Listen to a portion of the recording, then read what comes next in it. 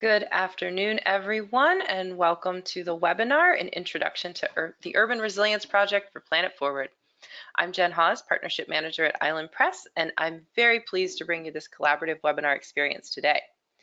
So the way that the event will flow is that after I provide these brief introductory remarks, I will hand it over to Hannah Dale, who's going to give an opening statement on Planet Forward.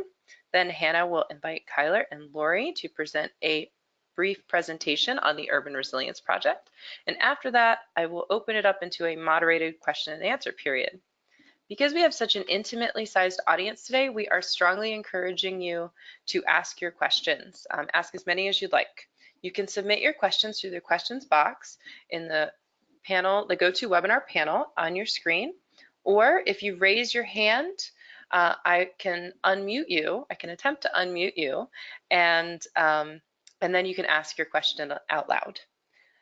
If you have any problems during the webinar, you can use the questions box or the chat box to reach me. Following today's webinar, you will receive a link to a brief survey. We highly encourage you to fill out this survey because your feedback helps us to continue putting on these free events. And the webinar is being recorded, so you'll receive a copy of that recording in the next few days. I'd like to tell you a little bit about Island Press. We're an environmental nonprofit book publisher that was founded in 1984. Island Press's mission is to provide the best ideas and information to those seeking to understand and protect the environment. We elevate voices of change, shine a spotlight on crucial issues, and focus attention on sustainable solutions. Kyler and Laurie are going to provide some more details on the Urban Resilience Project, but to jump off here, I'd like to encourage you to follow them on social media with their links here. They are frequently posting very engaging content. They also put together a compilation that's free for download every year called Resilience Matters. You can see last year's or this year's compilation here, Strengthening Communities in an Era of Upheaval. Island Press is hiring. So we have 3 opportunities available to those interested in the publishing field. To learn more, go to islandpress.org/employment. Now I'd like to introduce you to our panelists. Laurie Mazur is Urban Resilience, is Urban Resilience Project Editor at Island Press. She focuses on the intersection of climate adaptation, sustainability, and social justice. Laurie is the author/editor of 3 books, and her writing has appeared in the New York Times, The Nation, Los Angeles Times, The Guardian, and many other publications. Kyler Geoffroy is the online marketing manager for Island Press. Before working here, he served as the managing editor for the LGBT news publication Towel Road. Hannah Dale is the program coordinator at Planet Forward, where she connects students and faculty to the resources they need to educate and share impactful environmental stories. Since joining Planet Forward in 2017, she is expanding a nationwide consortium network of over 25 colleges and universities, travels the country as a guest lecturer, and plans special events, promotes Planet Forward's initiatives. And now I will hand it over to Hannah to introduce the conversation. Thanks so much, Jen. Hey, everyone. I'm so glad you could join us for a little bit today. As Jen mentioned, I'm Hannah Dell. I work with the Planet Forward team, and Planet Forward was designed to help students discover their voices and share stories of impact, specifically as they pertain to environmental issues, and really highlight the solutions and the people who are working hard to implement those solutions in local communities and around the world. And so we work with a consortium network of colleges. These are programs, faculty members, students across the nation who want to develop their storytelling skills. They want to learn how to have impact. And at those schools, we work with a core select group of students that we call correspondents who contribute stories to our platform throughout the year. And so one way that we want to help elevate and help them develop their skills is provide opportunities like these, where they can connect with publishers, with journalists, with leading academics and thought leaders in this space, and help them find their voice, share their voice, and have impact. So I'm very excited to help coordinate and moderate this discussion today. And so now I'm going to kick it off to Laurie.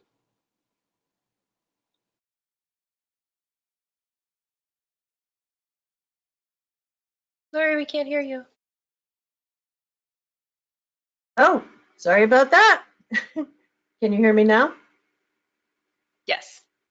Okay, great. Hi, well, welcome and thank you so much for joining us today. I'm going to talk a little bit about why Island Press launched the Urban Resilience Project. So as Jen said, we are a book publisher, and as such, we believe that books are still really the gold standard for in-depth exploration of ideas. You know, books still have an authority that just can't really be matched by a tweet or a blog post. But at the same time, we recognize that the way people get their information has really changed dramatically in recent years. People are getting more of their news and information online. According to the Pew Research Center, the number of Americans who don't read books has almost tripled since 1978 and now stands at 1 in 4. So to reach people with information about environmental problems and solutions, we realize that we really need to communicate through many different channels, you know, digital and print, online and off. And fortunately, at the same time, we're seeing kind of an expanding universe of outlets and new opportunities. So while legacy media is in decline, there's been a huge expansion of digital and specialty outlets focusing on subjects like energy and urban planning or local government. And for better and worse, really, those outlets have lower barriers to entry than legacy media. They're often hungry for content and welcome submissions from outside writers. And at the same time, the rise of social media means that after an article or op-ed is published online, there are many opportunities to amplify it and expand the audience. So we saw that we needed to get our content out into the digital universe, and we saw that there are a lot more opportunities to do so. And we also saw an opportunity to help define resilience in the era of climate change. Around 5 years ago, when we were getting started, climate disasters were increasing, and we're starting to see the term resilience everywhere. But you know, what does resilience even mean? You know, for a lot of people in media and government, it seemed to be about just bouncing back after a disaster. But the problem is, of course, that if we keep bouncing back to the unsustainable status quo, the disasters will only get worse. So with support from the Kresge Foundation, we interviewed dozens of scientists and activists and others to figure out what truly resilient communities would look like. And the result was a report called Bounce Forward, which showed that true resilience means that basically we have to rethink all of our systems, energy and water and food, the built environment, to make them sustainable and climate ready. And it also really showed the need for greater equity so that both risks and opportunities are shared more fairly. And the good news is that there are a lot of people and organizations across the country that are approaching climate resilience in this way. So we got grant support from the Kresge Foundation and the JPB Foundation to lift up that work. And we work really closely with activists and others who are on the front lines of climate resilience, and we help them produce articles and op-eds and blog posts about their work. And then we help them place that content in various media outlets so they can inspire others. And if you are working on articles or op-eds on those themes, we would be very happy to work with you as well.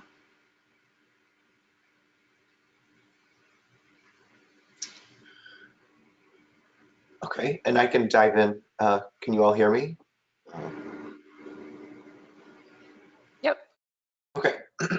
So hello, everyone. I apologize on first a little under the weather, so apologies if there's any sneezing or coughing on my end. But as Laurie gave an overview of the Urban Resilience Project, her role as the editor is working with these great folks on the grounds, producing this content. And I'm the online marketing manager for the project. So my goal is really to try and make the most of the great short form content that's being created here. If you could sort of, to keep things in what you might say book publishing lingo, you could sort of think of me as the publicist of the project, just trying to get eyeballs on content, maintaining relationships with various media outlets and the newspapers that we work with, and trying to grow and maintain our audience through social media, e-newsletters, and making sure that ERP is fully integrated into Island Press's wider publishing strategy. I'm getting a little bit of feedback from someone's microphone. I don't know if others are hearing that. I think it's better now. So how the process works here at ERP, there are a couple of different aspects that we like to consider before a piece is being written, each of which sort of influences the other. Audience, or who you want to reach for a piece, is oftentimes the first starting place. But there are also other considerations to keep in mind. The format of a piece, whether we're going with an article or an op-ed or a feature piece, and then the outlet itself, what media outlet you want to publish content in. One of the things that we decided early on is rather than sort of trying to create an audience from the ground up and sort of rely solely on a blog that we were creating, we would instead we would try and reach audiences where they already are. We would try and reach the publications where people are already reading the news. One of the most important steps, like I said, first steps, is identifying that audience who needs to hear the message of your piece. Are you trying to raise awareness about an important environmental concern with the average everyday person, or maybe are you trying to examine maybe a more wonky or in the weeds topic under a new lens or perspective for a professional audience? We find that identifying an audience is critical because it often shapes the tone of the piece, the format, even the length of it, depending on where your piece ends up. So, as we work with these folks on the ground on the short form content, we ask, who do you want to reach with this content? So, for example, if the writer is wanting to, sort of preach to the choir of sorts and target environmentalists or readers who maybe already have a baseline awareness of climate or green issues, we might consider a piece for an outlet like Grist or Earth Island Journal. These are outlets that welcome outside submissions from freelancers, and in the case of Earth Island Journal, actually pays for pieces that are accepted. So that's always nice to have. It doesn't happen too often, but it's nice when it does. Conversely, if we're trying to target policymakers, we might shoot for The Hill or Governing Magazine. And if we're targeting just the general public, we might shoot for a national news outlet like U.S. News and World Report, or even a local paper, depending on the scope of the piece that's being written. We, as an organization, and thanks to our grant funding, we're able to purchase subscriptions to media content databases that provide us with lists of outlets that target specific topics.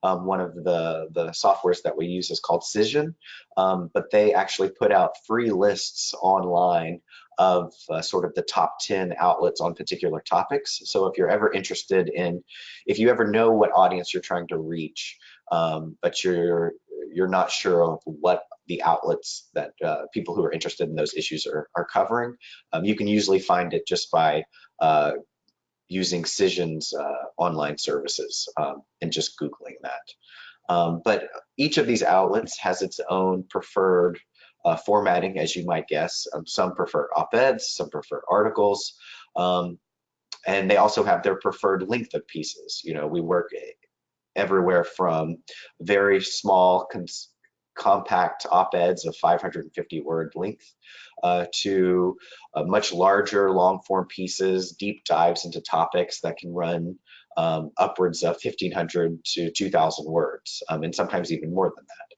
So as you think about the outlets, or as we think about the outlets, it's always important to sort of have these editorial considerations in mind, so that when we're pitching them to the editors at these various outlets, they are not rejected outright for not meeting the editorial guidelines.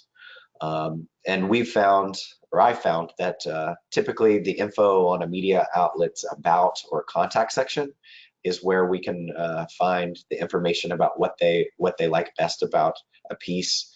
Another easy way, I'll probably mention this a couple of times, is you know, just Googling, particularly when a website's submissions information is sort of buried on the website, or you can't, it's not readily available.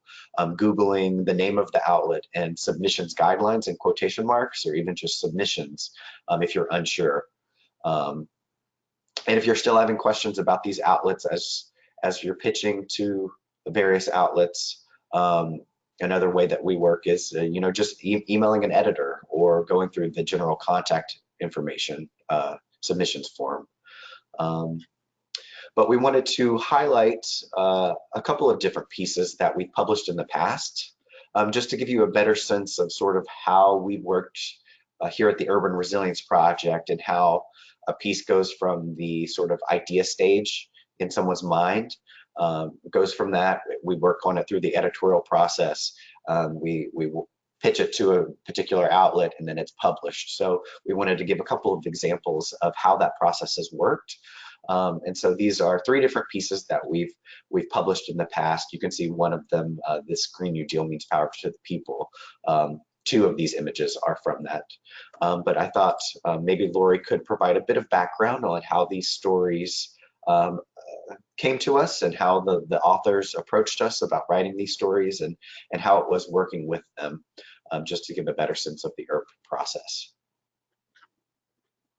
Sure. Can you hear me? Yeah. Okay. Yeah. Well, so these were all pretty different models. So the piece on the right, Trump cutting the EPA water sense program, makes no sense at all. This came about in a pretty typical way for us. It was inspired by current events. We got wind of the fact that the president's 2018 budget cut funding for the water sense program, which is it's a labeling program that helps consumers choose water-saving appliances, kind of modeled on the Energy Star program. So this was a crazy thing to do. It was a great program that costs almost no money and saves consumers lots of money and protects resources. So we knew we wanted to reach members of Congress and their staff.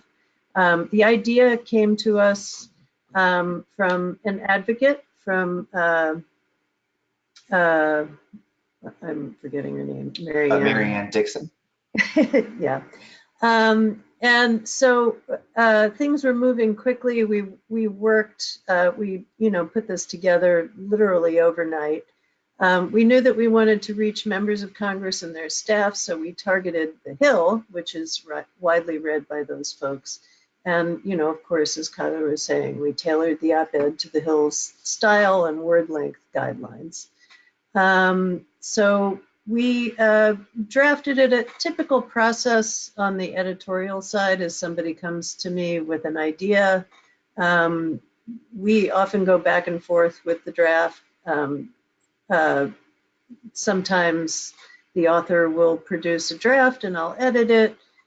Sometimes they will send me some bullet points and I'll produce a draft for their review. But there's always plenty of back and forth and give and take, and until we come up with a draft that we're all happy with. So then Kyler pitched it to the Hill, and ran, and then we have a happy story about what happened after it ran in the Hill. You want to talk Yeah, about that, Kyla?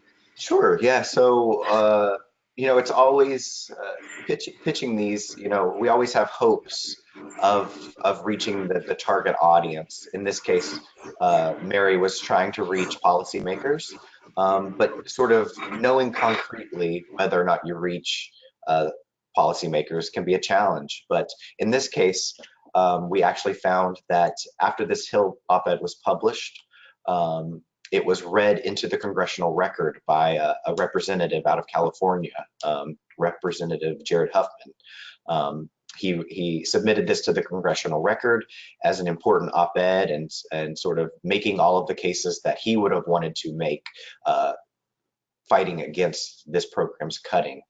So thanks to that, we were able to exponentially increase the impact of this piece. You can see from the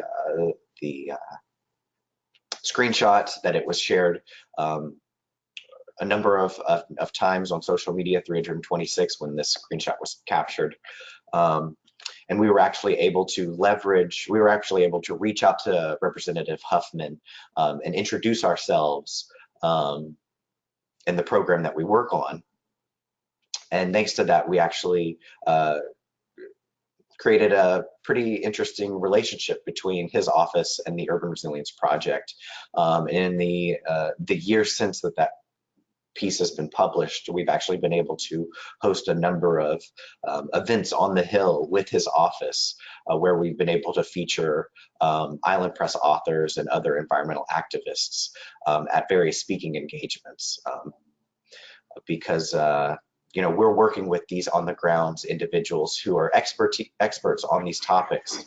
And it's always nice to be able to inform Hill staffers, particularly new people who are, just joining a new Congress after an election, and maybe they work for a representative who is engaged on environmental issues, but maybe isn't as well versed in the topic as the folks that we work with who have been, immersed in these topics for decades. So being able to provide that as a resource is just a nice story of impact for the Hill piece. And I'm very happy to report that the WaterSense program survives to this day. So, so on the Green New Deal means power to the people. Again, the inspiration for this piece came from the news cycle. The Green New Deal had recently been introduced and was being savaged by conservatives who said that the plan would centralize power in the hands of government. So we worked with a couple of Island Press authors of a new book about energy democracy, which showed that actually the opposite is the case, that, it's our current system powered by fossil fuels that really concentrates power in the hands of a few corporations that wield huge political power as well, but that actually decentralized, community-owned, renewable energy could literally put power in the hands of the people. So this was a message that we wanted to get out really broadly across the country. So for this piece, we targeted, we have a partnership with something called the Progressive Media Project, which is run out of the Progressive magazine. And they syndicate op-eds through the Tribune News Group, McClatchy newspapers. And so we work with them to produce op-eds, and these are super short. They're 550 words max, and they go out over the wires, and a really successful op-ed will get picked up by dozens of papers. Some will just get picked up by a handful of papers. I think the most successful actually, this might have been. This one is. This is most. Okay, yeah. This one got picked up by 42, right? Newspapers around the country. And the great thing about this is that it enables us to get into media markets where we don't necessarily have contacts. So, one of these op-eds will run in, Boise, Idaho, and Macon, Georgia, and you know, a lot of states that are, you know, that are sort of not part of the progressive bubble.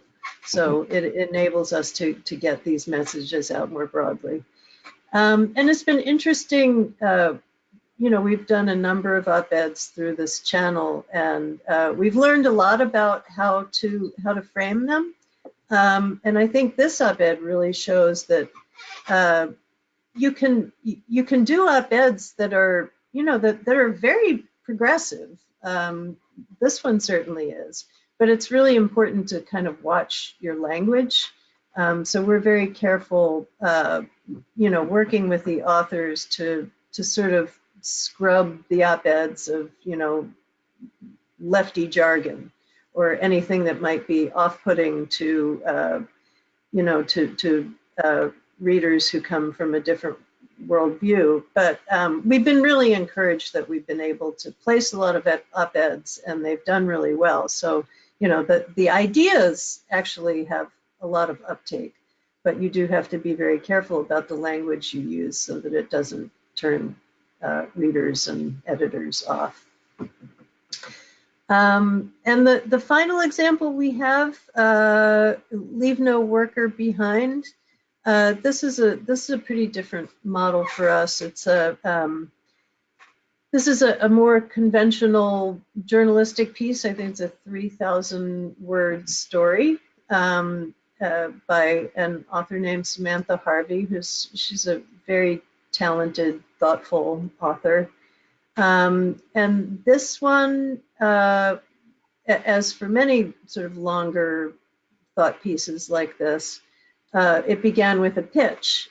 She had an idea. She was seeing that the concept of the just transition was sort of getting picked up by a number of more mainstream groups and foundations, and you know, the term was being thrown around, and she thought it was kind of losing its moorings and, you know, being co-opted. So in this case, we helped her draft a pitch, just, you know, a few paragraphs that really summarize the nugget of her article and talk about why she's the person to write the article. And in this case, the pitch was accepted by Earth Island Journal, which is an outlet we work with a lot. They're very open to sort of long think pieces. And the pitch was accepted. And you know, this is a much more time-consuming process. I think the time elapsed from, you know, the first germ of the idea to the publication of the article was about 6 months, in contrast to our more news cycle driven pieces. Kyler, anything to add on that one? No, I don't think so. I think that, yeah, it just, it's a nice sort of difference between, you know, the Green New Deal piece, I think from conception to publication in these outlets probably was maybe a week and a half, because it was tied to such a timely news event. But with Earth Island Journal being, I believe it's a quarterly magazine. So, you know, we were working on them in the winter on the story, but they actually didn't have space for it until their summer issue later in that next year. So just something to consider, you know, as you're writing pieces or working on content, you know, being patient with these outlets and being aware that various outlets have editorial calendars and guidelines that you just have to be aware of and sort of roll with. It's sort of just the nature of how some long lead media takes. But we also put together some tips and tricks. Laurie, did you want to talk a little bit about these, just from the editorial side? Sure. Well, the first bullet is really key. You need to have a hook. I'm sure that is, you know, part of your journalistic training. That's just really what editors look for. And also the fourth bullet here, new angle insights, is really key, especially if the current event issue that you're writing about is something that's in the news. You need to show that you've got something else to say about it that has not yet been said. Geographically relevant, you know, obviously if you're pitching a local outlet, there needs to be, you know, something that shows why people in that geographic area would care. Accessible is incredibly important, and a huge part of what we do, I think, is kind of translating often. You know, we work with people who are very deep in the weeds thinking about policy, and you know, you really do have to write it. I don't know, what are they saying now, an 8th grade level? Just avoid all jargon or, you know, policy talk that can't be explained very simply. And as Kyler said, you know, tailored to the outlet's specifications as far as word count, et cetera. Usually that stuff is posted online, and just to avoid being rejected out of hand, really do what they ask you to do. Yeah. Kyler, anything to add? Or? I don't think so. I think that covers the main tips and tricks that we work with. So this is just some examples of the various things that we like tracking with our pieces. Being grant funded, it's important for us to try and track as many different sort of aspects of impact as possible, both for our own benefit, but also for our funders. As you might imagine, though, it can be difficult to track the impact of our short form work. You know, similar to how it's difficult to track the impact of a book. You know, you can track sales easily, but it's harder to track sort of how readers are using the book in their everyday lives, or how the book or article is changing how people maybe approach thinking about an environmental issue. But there are some metrics that that are somewhat easier to track, that we do monitor, some of which are shown on the screen right here. So we like tracking total placements of a piece. One of the things that we do to try and increase the impact of our work is search for new opportunities to, you know, republish our content in outlets beyond just their initial homes. As you can imagine, the way the news cycle works, you know, things are changing so fast, and new things are popping up so quick in this sort of Twitter mentality that we have, that if we were able to, you know, if we publish something on a website and we're just done with it, you know, washed our hands of the topic, within, you know, 24 hours, that article would probably be off the main page. It would be buried somewhere on the website, and would maybe just exist as a URL somewhere. So, you know, one of the things that we try and do is reuse and recycle our content with different outlets. Sometimes, not always, but sometimes the outlets that we work with are open to us republishing the content that we work on them with, provided oftentimes that there is some time has elapsed. Usually it's a 2-week time frame between when we publish something with an outlet and they have that exclusivity agreement where we keep it on that site.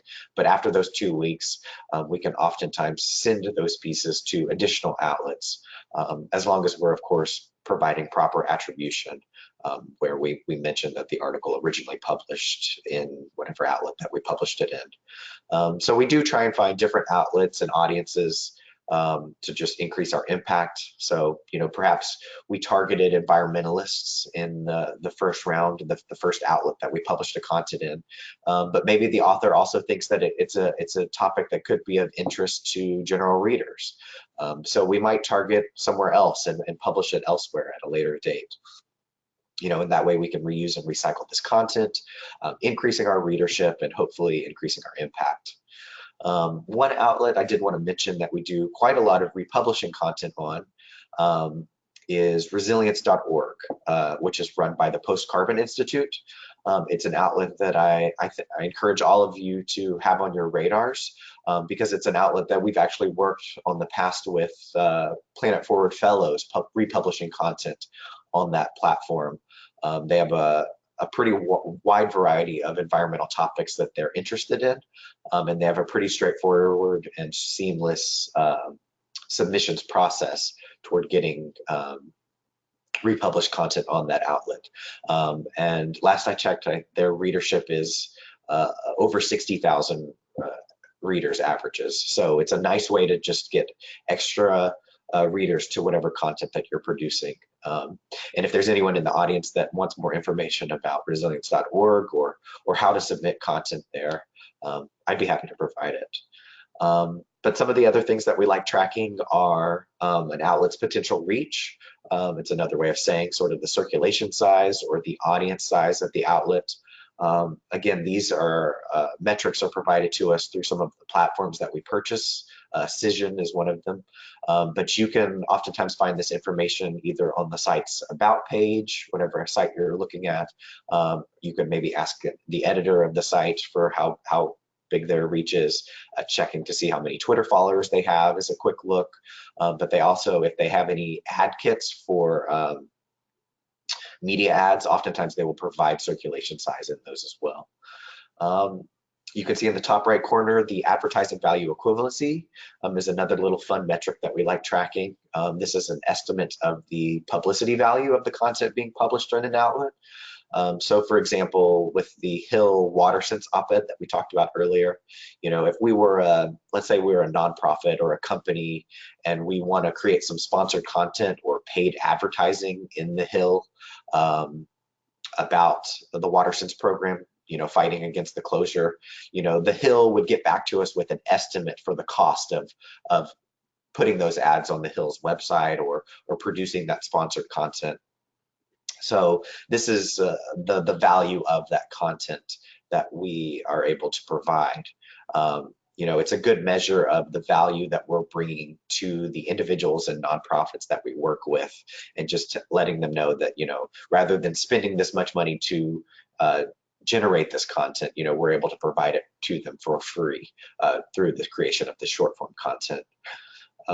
We also like tracking the publication types and the audiences that we're trying to reach, just to see, what types of outlets that we're working with, whether they tend to be categorized as progressive or environmental or more mainstream newspapers, or if they're targeted more towards business and policy folks. And then the audiences that you're reaching.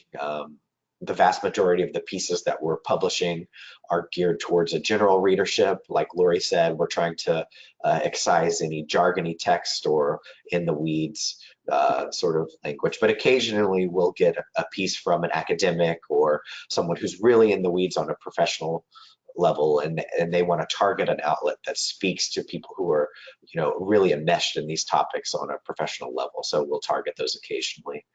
And then finally, of course, just tracking the social media impacts of pieces. This is something that we pulled from a software that we purchased called BuzzSumo, but they do have free accounts that you can create. And basically it allows you to input any URL, and it will spit back how many people have been sharing that content on social media. So you can see this is a Hill op-ed that we did a couple of months ago called "Repealing the Clean Water Rule is Not About Protecting Farmers." It ran in the Hill, and you can see it got a good number of Facebook engagements, over 4,000. It received 126 shares on Twitter. And the number of links you can see is 3. What that basically, this is a neat thing that BuzzSumo does. Basically, anytime that link is included in another article online or perhaps another newsletter somewhere, BuzzSumo will track it. So say this op-ed is published and someone is writing an article a month later in Salon or Slate magazine, and they thought that this op-ed made a persuasive case. Maybe they link to it as a hyperlink in their article, but maybe they don't mention the article itself, they've just hyperlinked to it.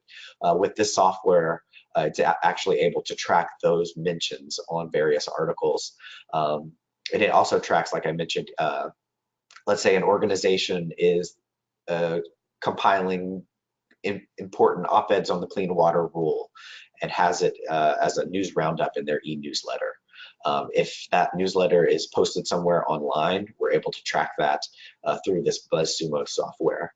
And then another nice thing that it does is provides us with a list of the top sharers on Twitter. So we're able to see, if there's any prominent organizations or individuals who are sharing this content on Twitter. It's not the same with Facebook, given recent privacy concerns. You can't actually, track easily who is sharing content on Facebook, but you are able to see that wider snapshot of the number of people who are sharing things on social media. So this is used BuzzSumo, but we also use a software called CrowdTangle, which is free. And I'd be happy to provide you all with links to these names of these various services. As you publish, if you're interested in publishing content elsewhere or growing your writing presence online, this is just a nice way of tracking just the social impact of what you're producing. So we also wanted to provide a couple of different resources that we use or that we have in our wheelhouse that might be of interest to you all as you're sort of thinking about possibly doing more writing in the World Wide Web. I'll say off the top, one of the great media outlets that we've worked with that I encourage you all to read and just keep on your radars is Greater Washington. It's an outlet that focuses on urbanist issues in the Washington, D.C. region. And we have a great working relationship with them on, we actually help support their Urbanist Journalism Fellowship, which is a fellowship that takes on 2 up-and-coming writers. It's a part-time paid fellowship. And it's for anyone interested. It's geared towards people in the DC area, but it's for anyone who's interested in urban resilience topics in the Washington area. And so we're on our 3rd cohort of the Urbanist Journalism Fellowship with Greater Washington right now. But we should be doing another fellowship in the spring. I'd be happy to provide information for those on the call who maybe are in the DC area and are interested in a more structured sort of fellowship program for any writing opportunities. Another one on this list that I like using is the op-ed project, which is this great resource that basically lists the 100 largest newspapers in the US and provides detailed instructions on how to submit op-eds to those newspapers. It provides you oftentimes the editor who's working on that editorial page, the length of the op-eds, any sort of topics that they're particularly interested in. And it's just a great resource if you're trying to target a specific geographic region or city on a topic. It's a good resource. Laurie, did you want to talk about the other ones featured on this page a little bit? Yeah, sure. Well, 2 that I would really heartily endorse.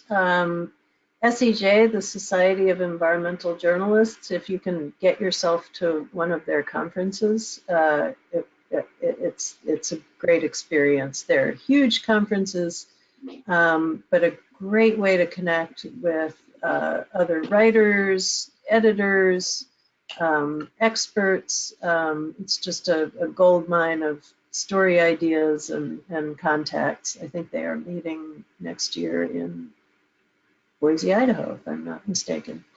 The Solutions Journalism Network is also a fabulous resource. They are not limited to environmental journalists, but they are all about promoting rigorous journalism about solutions to environmental and social problems, and writing about solutions in a way that is not fluff or PR, but really asks the hard questions. And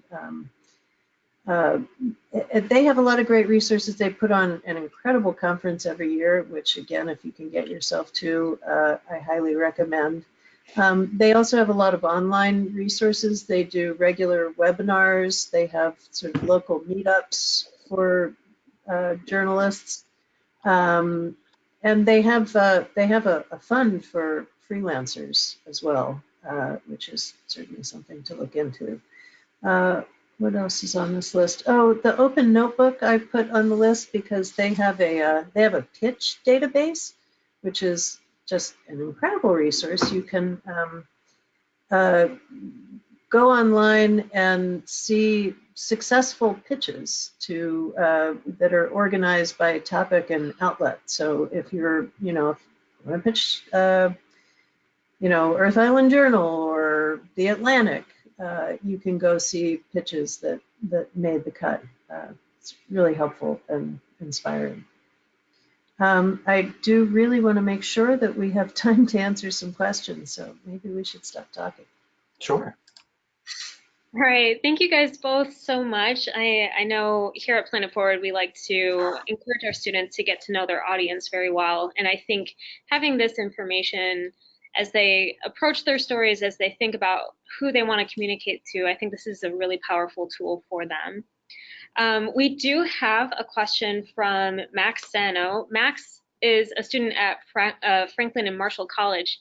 I had the opportunity to meet him a few weeks ago, and he's very involved on campus and all matters of environmental issues, and I know he was part of the climate protests a few weeks ago. So Max wants to know, from your experience, how can we make the journalistic process more equitable and maybe even focused on climate action?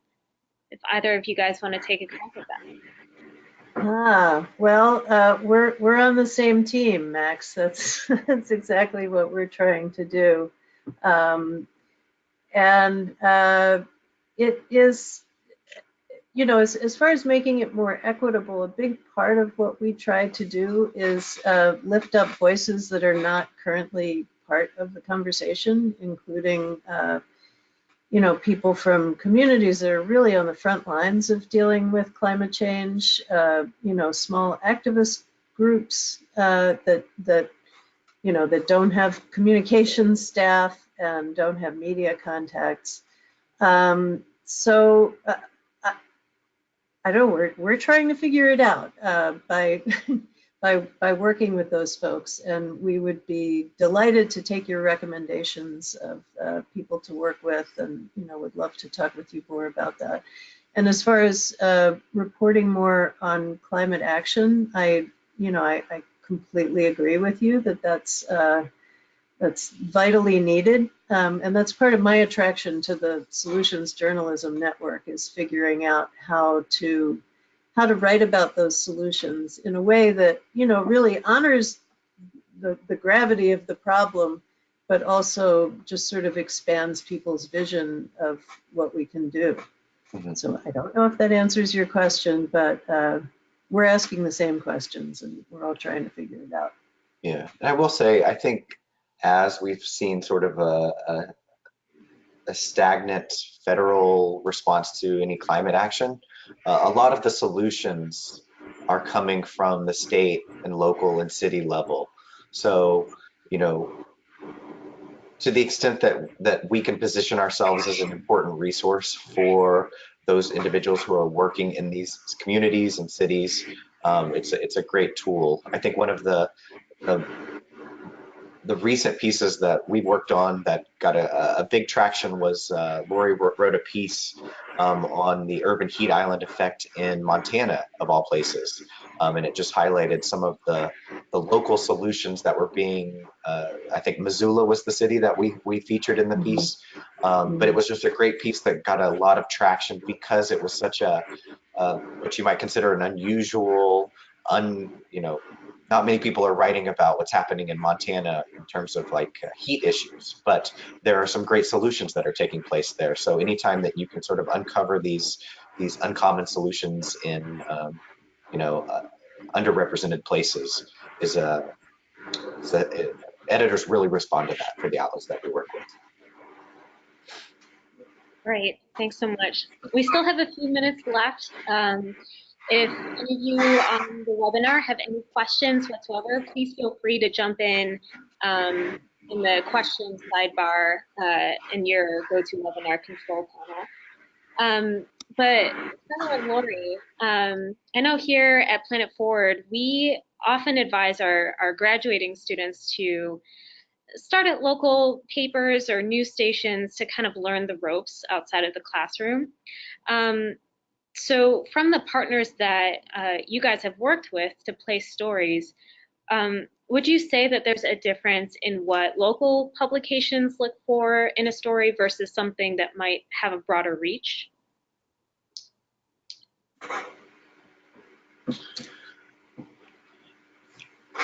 I don't know off the top of my head. I would say, I mean, this is probably a given, but you know, we talked about in the tips and tricks, just having it needs to be something that resonates with a local audience. It needs to be something that the readers of the local newspaper um, would be interested in. With the Green New Deal piece that we published, Laurie was able to craft it in a way that spoke to the concerns in small towns across the country. It was a way to localize an important issue. But I don't know. I think we have a degree of separation from our local media contacts because we work with the Progressive Media Project that we've talked about. They sort of serve as the syndication service for our local op-eds. So we don't actually have a working relationship with the editors at a lot of these small town newspapers. It's sort of just the syndicated process. So I wouldn't be able to speak necessarily on what those editors need or want. I can just say the op-eds that we try to publish through the Progressive Media Project have that interest in these various geographic regions. And I would also just add, don't give up on national publications. I mean, just because, as we said earlier, there are so many out there. There's so many online publications with kind of low barriers to entry. I mean, Kyler mentioned resilience.org. We publish a lot of stuff there. They have a sizable audience. There are just a lot of opportunities, both nationally and locally. Right. So I guess a follow-up question to that, a lot of students that we've worked with over the years, they want to become environmental journalists eventually. But oftentimes their first couple of jobs will take them deep into research, they'll go out in the field, and so they're not really in an area or have the opportunity to focus on developing relationships with the publishing community. So would either of you have any tips for those who would eventually want to build those relationships, and how could they do that if they're working a bit remotely? Mm-hmm. Give us a call. We'd be happy to, if you've got some great content, we'd be happy to broker relationships with outlets to the extent that we can. And, developing a portfolio of published pieces is a great way to start. Tyler, sorry. No, I mean, I think that's a good point. I think it's perhaps tricky because Laurie and I operate more as an organization rather than just individual freelancers. So it may not be, a one-to-one comparison between our experience and yours. But we did start from the ground up with this project, and we have sort of learned some do's and don'ts with our media relationships and communications. I think the nice thing that we offer is we have that editorial oversight in these pieces. So before these pieces are I'm even pitching these pieces to these various outlets, Laurie has already gone through an editorial process. And so these pieces oftentimes are a leg up above some of the other submissions that are being submitted to these outlets. So, I know obviously not everyone's going to have an editor working with them on any content that they're producing, but to the extent that you could have a second pair of eyes, take a look at the pieces that you're writing before you send it to an outlet. These editors at these various outlets that we work with, they have a lot on their plates, and it's just important to make sure that your piece is in the absolute best shape as possible, so that these editors see that the content that you're providing is adding value to their site, and it's not going to be a drain on their time or resources to try and micromanage a piece that you're submitting. One of the other things that I've learned is just knowing when to follow up after making initial contacts with media outlets. My rule of thumb is waiting at least a week for any new contacts that I'm reaching out to. If it happens to be someone that we know and we've worked with and we've cultivated a relationship, I'll follow up, maybe in 6 days, a little under a week. But one of the nice little tricks of the trade that we use, and it's something that you could download for your own browser. It's a little sneaky, but it's this thing called banana tag, and it will actually track whether or not someone opens the email that you send. So it's a good way for you if you're pitching an outlet or an editor, and you're just wondering, are my emails being completely ignored, or are they reading them and not responding? If you use banana tag, it will actually let you know if they're opening the email that you're submitting. One of the quick ways that we found that will get us quickly to the junk folder of an editor is attaching things. So if you're pitching an editor for an idea, it's always good the first time that you're making an outreach to include whatever you're trying to say, or the pitch of your text, or even the draft in the actual body of your email, because oftentimes if you're just cold emailing someone and you're submitting attachments, their email may flag that as spam, and it will send to their junk folder, and they'll never see it. So I try and not do any attachments the first time I reach someone. But beyond that, just trying to keep regular, but not annoyingly regular, contact with media contacts. Follow them on social media, set an alert to engage with one of their tweets every other week. Just get your name out in front of them so that they know whenever you're ready to submit something to them, you're a name or a face that there's some sort of, even in the back of their mind, maybe it's someone that's familiar. So that's maybe the tips that we've learned over the years. Fantastic. Yeah, I've heard plenty of stories about sending attachments when you're reaching out, trying to get that story submitted, and somebody opens it and it's a virus. So I know I'd like to tell some of our students here, just include it in the body of your email and hope for the best. Follow up in a week. So that's very, very useful. We do have a couple minutes left, so maybe time for one last question. So relevance obviously is very important. Diversifying your storytelling skills as a new storyteller is probably going to be pretty important as you build your career. Would either of you say that there's a specific form of media that might be high in demand right now? I would urge any aspiring journalists to get comfortable doing video. I think there's a big demand for that. In fact, a couple of young journalists I've talked to recently, those who are getting hired by newsrooms, do both writing and video. And there's a great resource I was recently introduced to called thevj.com, which is kind of a how-to, great way to learn how to produce and edit video content on your own. Tyler, Kyler? anything to add? No, I think, yeah, the world is turning into bite-sized. Information is getting even more bite-sized. So, quick videos. It doesn't have to be long. Just something that you could that could help.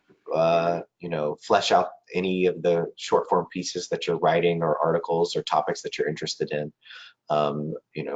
We live in an increasingly visual and audio, media landscape. So being able to have the skills to, convey your message in a variety of formats will just make you that much more appealing to any editors that you're trying to reach.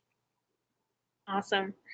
Thank you both so much for your time. Thank you to everyone who has joined us online. I do want to be conscious of your time. So if you have any follow-up questions whatsoever, please feel free to reach out. Don't be a stranger.